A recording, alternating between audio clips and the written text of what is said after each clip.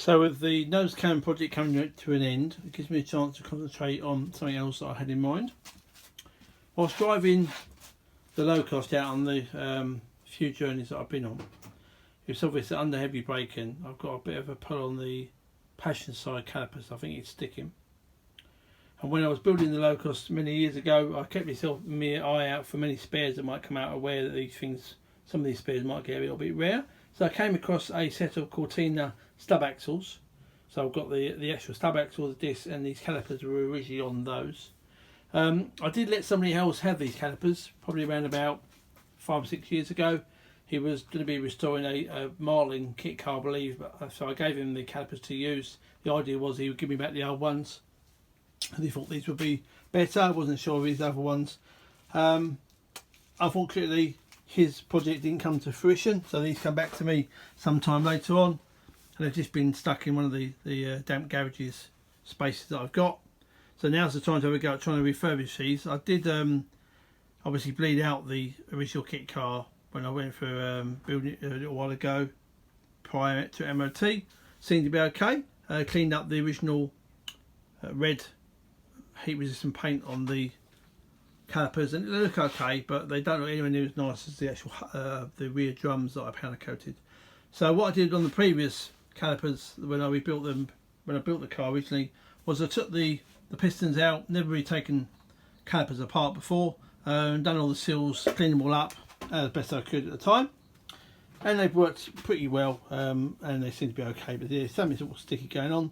So this gives me an opportunity to split a set of calipers down, have a go at seeing how hard they are to rebuild properly, clean them up in the sandblaster, hopefully powder coat them a nice bright red, and hopefully fit at least one of them to the car. So they're not actually a match pair, I've realised only just recently, although the fixing points are exactly the same distance apart between here and obviously the other one. This appears to be an original passenger side caliper, whereas this one, I took these off myself off the hub many years ago, so I'm sure they are the same pair.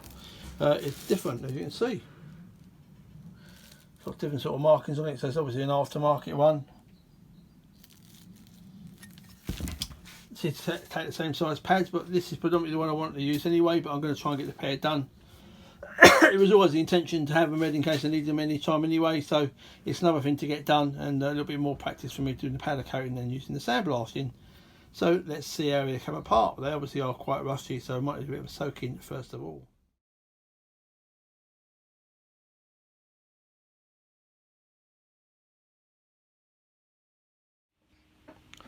So I've started off by putting the passenger side caliper in the vise, as you can see. This is obviously the one I have a go at doing first of all. I pulled off the dust seals, which originally sort of obviously sit on here, and there's obviously a metal clip, so they come off both sides. Reasonably easy, just with a screwdriver. And as expected, these appear to be quite badly stuck in there. I've just been trying to move them with a pair of pair of pipe pliers. So what I'm going to do, so they've been used for not been used for many years. I'm going to give it a good soak in WD-40. I'm aware it's not a penetrating oil, but obviously it might help to ease it. Try and get behind here if you can. And I'm going to give them a good soaking down in there as well, obviously where the brake fluid normally goes in, as well as giving it a good soaking to all the bolts are on here, because the intention is to try and split it apart, and I believe there's seals between these two parts. That way I can get in there with the sandblaster and obviously clean it all and make sure I replace the seals as well. So I'm going to give it a good soaking first of all, leave it a while, come back. I might try a bit of air down the actual fitting then, see if I can actually push the pistons out possibly. That might make the process a little bit easier. I've given it all a good spray up with WD-40 as I said I would. I've put just a handle of a hammer through the actual caliper, because if I do get the pistons to move using the aid of an airline, I don't want them to come all the way out, obviously, because once that one comes out and the seal's broken, then there'll be no pressure getting beyond that one to push that one out, or vice versa. So the idea is just to try and get them moved through first of all, but just to leave the handle in there so it doesn't come right the way out. So a bit more of a time to let it soak in, and then I might try some air pressure and see if I can get them moving. Well, I've got to be honest, that was a bit easier than I thought it would be. I realised that the end of the WD-40 nozzle will go right down, see the actual bleed nipple hole, sorry, the actual pipe feeding hole, will go right down inside the cylinder, so it's gone in a good sort of maybe 2 inches. Obviously that's only the cylinder for this side. Obviously then there's obviously going to be a hydraulic line way around to the other side. So I obviously filled it up, moved it around a little bit, left it for maybe only about 5 minutes after giving the whole a good soaking. I changed tact a little bit. I went for the wire brush method, so I ended up having that stuck in there. Changed the fitting on the airline, so I've now had obviously one of these little blowguns that didn't have the little airline or cutting on the other one, which was obviously letting air out. I just literally put it in there, tried it a couple of times, nothing was moving. Then just tried gently tapping around here with the hammer, whilst obviously blasting that and having the wire brush in there, and without even realising there was no big clonk or anything like that at all. I just thought I'd lay it down for a while, let it settle, and then we'll come around and realise the cylinders have come out. So that wasn't too bad. I'm going to try and get them out, and then later on I'm going to try and split the whole caliper in half. So success so far. Well, I did try to get hold of the pistons again with a pair of pipe pliers, but they still weren't having it, so I had to gently carry on with the wire brush in a different orientation now, and now this one just seems to have gone sort of plop and popped out, and that one's hopefully going to come out now. So I'm going to remove the brush, carry on probably with the airline and the gentle tapping of the hammer, which will seem to be the key to success, and see if we can get both out. Well, this side's putting a bit more of a fight. Unfortunately, the sort of size of this aperture doesn't really allow good access with the pipe pliers. But so I've had to resort to a bit of a brute force so far. I'm replacing the pistons. I've got a service kit for both of the calipers, so I'm just trying to get the screwdriver in there a bit of an angle, and I'm gradually tapping it out all the way around, and it is moving. So it'll come out quite a way. It's just it won't give up the ghost at the moment, so a bit more perseverance and we'll get it out in the end.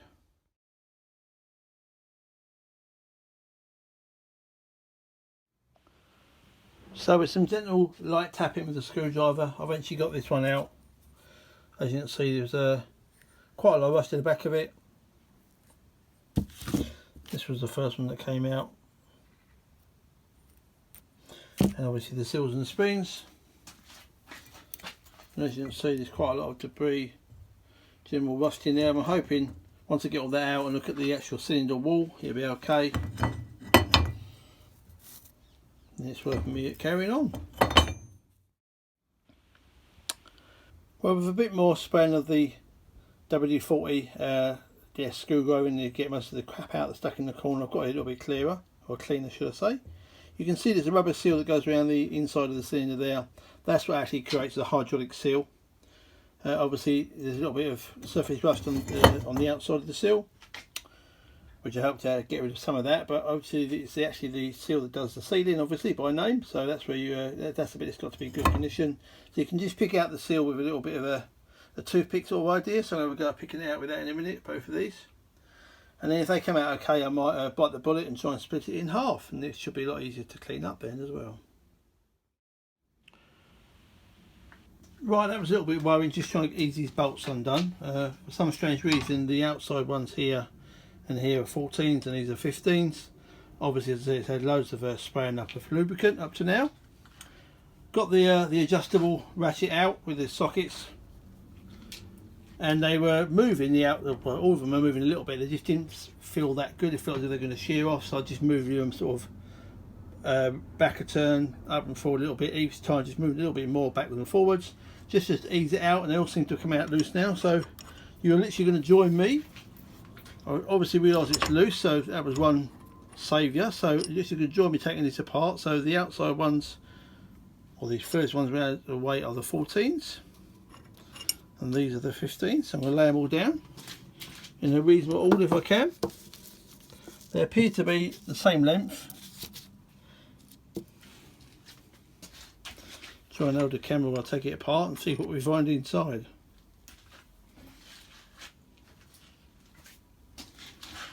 I'm glad it's actually already coming apart. I haven't got to bash it at all. Well, there you go. So that's the little seals that I know I've got in my kit. Is that one here. And it gives me a good opportunity now to clean out these cylinders a little bit better now, or the bore should I say. And then obviously I can then clean it up a little bit better in the sandblaster. So I'm quite happy how easy they come apart. I never ever took sailor ones apart before because I was always in fear that they wouldn't seal properly. So I've bitten the bullet, and let's see what happens as it continues. So that looks like they just come out quite easily. I obviously have to poke a hole, make sure there's plenty of lubricant that comes through to both the sides. Make sure it's all good. But yeah, that's encouraging at the moment. Well, I've got the caliper ready, got the sandblaster all sorted out, got the exhaust hose all linked up to me, the old Henry, to try and suck out any of the dusty fumes. Got the LED light all up and running. So yeah, I'm going to give it a bit of a lick with the sandblaster, and hopefully it'll get a better appearance and it'll be easier to powder coat it.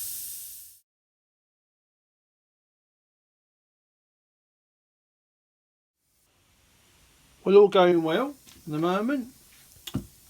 Obviously I cleaned the first one up earlier on, come out quite well. I've went over it a few times. Visibility in the sandblasting cabinet is still fantastic, even with the hoover going, and have to clean the glass now again, so I may be looking at maybe a brighter LED light on the outside to aid it a bit more. And once that one was done, I've obviously done the other one now, so this one's all cleaned up, sprayed out, poked the holes out, all ready to go. I've also taken the opportunity while I had the blaster going to clean up the bolts, so that's obviously what they looked at afterwards compared with how it looked before. So it makes it nice and easy just to blast all the crap off, get all the threads nice and clean, ready to be reassembled. And obviously it looks quite nice at the moment compared with how they both looked a couple of hours ago. So maybe powder coat tonight, maybe tomorrow, and then get ready to reseal it all up